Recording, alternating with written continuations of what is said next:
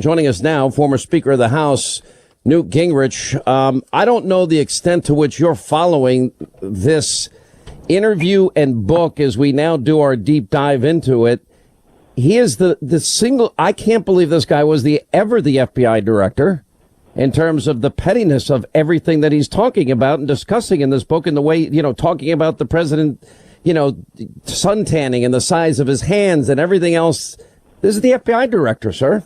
Well, first of all, I like Chris Wallace's comment that it was so bitchy he didn't want to pay any attention to it. It's true. Not mine. But I think you missed the greatest irony of this entire interview.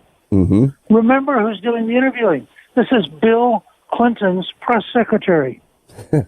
Yeah. Now, if you wanted to have somebody who was totally appropriate to raise questions about relations with females, etc., who could be better than Bill Clinton's press secretary? I can't deny any of that. To be a neutral newsman. The idea that we're at this point, here's the most damning thing in my mind, is we now know, even though Rod Rosenstein, the DOJ, the FBI have been stonewalling in terms of handing over documents, we now know that the FISA court application, they lied to the judges. They never verified and corroborated what was in this dossier, this foreign national put together that Hillary paid for. And not only that, they didn't inform the judges that, in fact, it was not just a footnote. It may have political implications. She paid for it. They knew she paid for it. So to me, he's actually damned himself in this interview.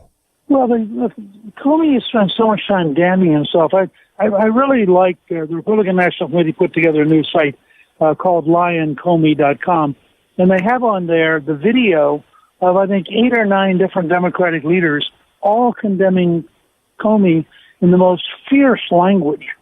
And you look at that and you think, if every American saw that segment, they'd immediately understand this is a guy who is totally self-absorbed. He is deeply offended that he was fired. He is going to get even. And he is throwing the kitchen sink, and it tells you how sick, I think it tells you how sick the system is, that this was the director of the Federal Bureau of Investigation. I mean, this is the most petty, mean-spirited, dishonest person to show up like this. It's astonishing. It literally shatters. I predict that the longer he's interviewed, the weaker he's going to look, and the more people are going to shrug him off as kind of pathetic.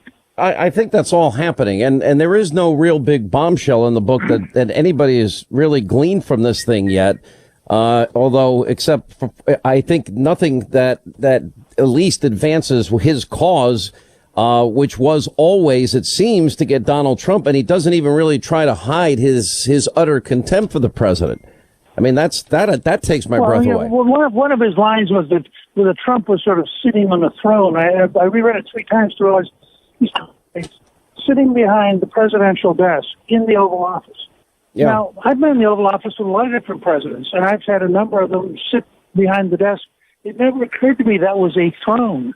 But it tells you something about Comey's personal inadequacies, that he has this deep sense of, there's a piece I saw earlier today that he had gone to see Obama, and he just wanted to ask Obama, would he really do all right?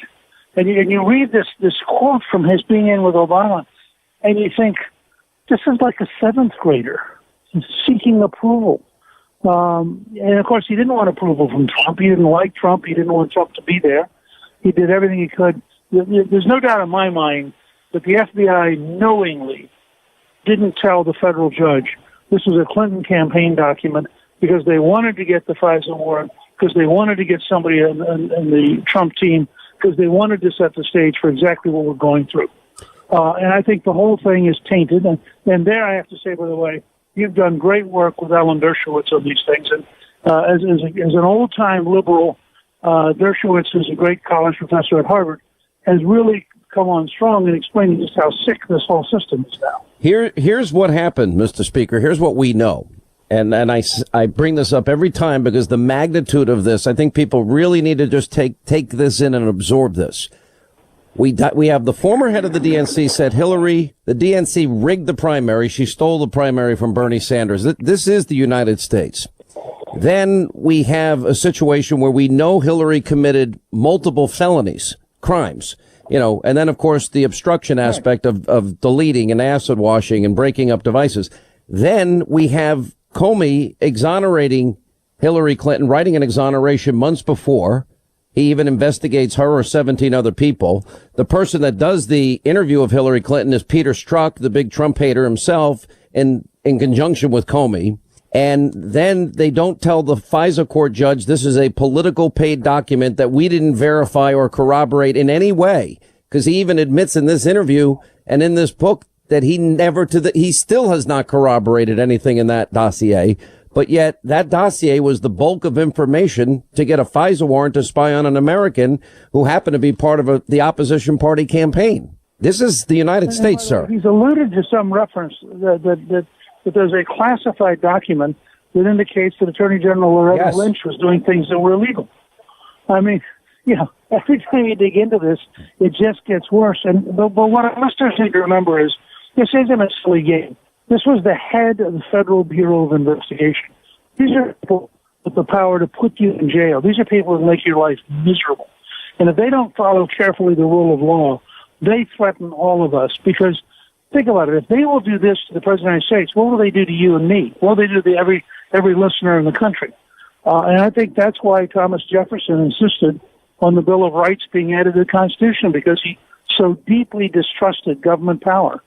And what you're seeing are people who are just breaking down the Bill of Rights and the Constitution and willfully pursuing political vendettas in a way that I don't think we've ever seen in American history. All right, when we come back with Speaker Gingrich, we are going to go over some of the lies that we know James Comey is telling and what it may mean for his future. Don't forget, by the way, Newt Gingrich, you can still sign up for your course, right? Oh, yeah, it's still available, defendingdemocracy.course.com.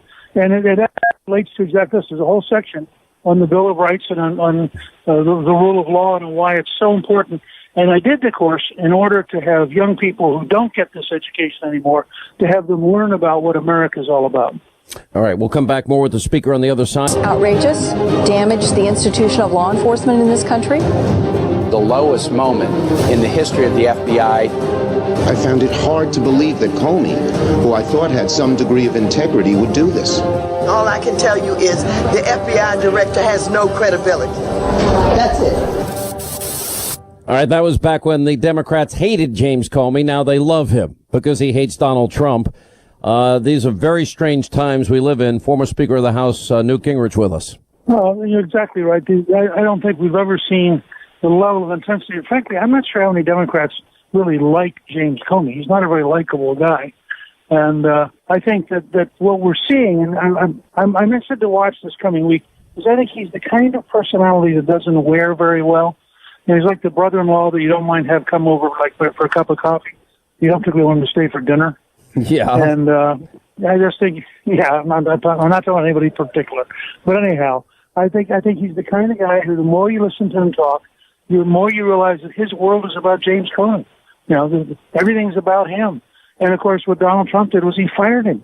And so what you've got is an embittered former employee who was fired, who is now doing everything he can to dump on the guy who fired him.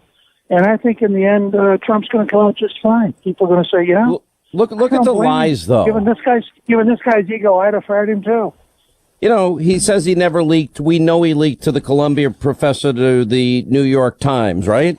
He claims he was wrongly fired, but the truth is, he did a lot of things that he shouldn't have done, and every Democrat didn't want him in that position. All those Democrats.